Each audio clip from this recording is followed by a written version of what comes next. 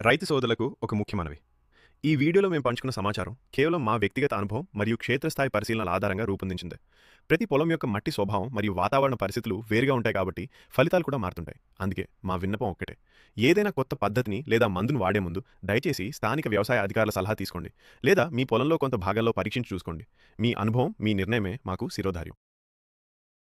ఇమారా చీడపురుగులను అరికట్టి వేర్లను బలపరుస్తుంది.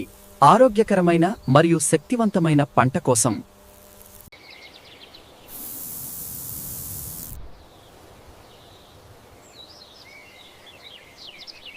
నమస్కారం అన్న.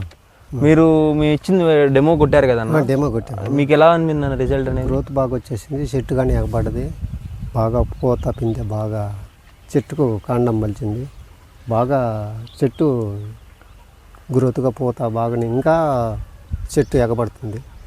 మీకు ఇది వరకు ఆకు మీద మనం చూసినట్టు ముడతలాగా ఉంది, ఇప్పుడు బాగా గ్రోత్గా వెళ్ళి ఇట్లా ఎప్పారి బాగా చెట్టు బాగా ఎగబడింది. మీకు పురుగు అనేది ఇంతవరకు ఉంది కదన్నా ఆకు మీద? లేదు. ఆకు ముడుచుకునే పురుగు లేదు, ఇప్పుడు మొత్తం పోయింది. ఇప్పుడు మొత్తం పోయింది. అంటే ఇది ఏంటంటే అన్న, దీంట్లో పురుగుకి బలానికి రెండు కలిపి వస్తున్నాయి అనమాట. సో దానివల్ల ఏంటంటే నీకు పురుగు అనేది పోతుంది, మొక్క కూడా మంచి సైజ్ అనేది వస్తుంది అనమాట. సో నీకు రిజల్ట్ పరంగా నీకు ఎలా ఉందన్న? రిజల్ట్ పరంగా బాగుందన్నది నాకు మనసులో వచ్చేసింది.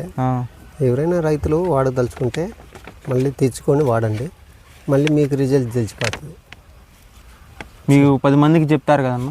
చెప్తాం. మేము మొన్ననే చెప్పాము, నలుగురు వచ్చేసిండ్రు మాకు. మేము ఇచ్చిపోయినాక మేము చెప్పినాక మేము వదిలినాక మళ్ళీ నలుగురు వచ్చారు మా తోట చూడటానికి.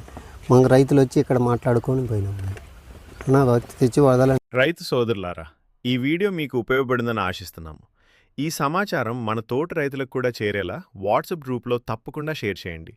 మీకు ఈ వీడియోపై ఎలాంటి సందేహాలున్నా కింద కామెంట్ సెక్షన్లో అడగండి. ఇలాంటి మరిన్ని వ్యవసాయ సలహాల కోసం మన ఛానల్ను సబ్స్క్రైబ్ చేసుకోవడం మర్చిపోకండి. మీ పొలంలో సిరులు పండాలని కోరుకుంటూ ధన్యవాదాలు.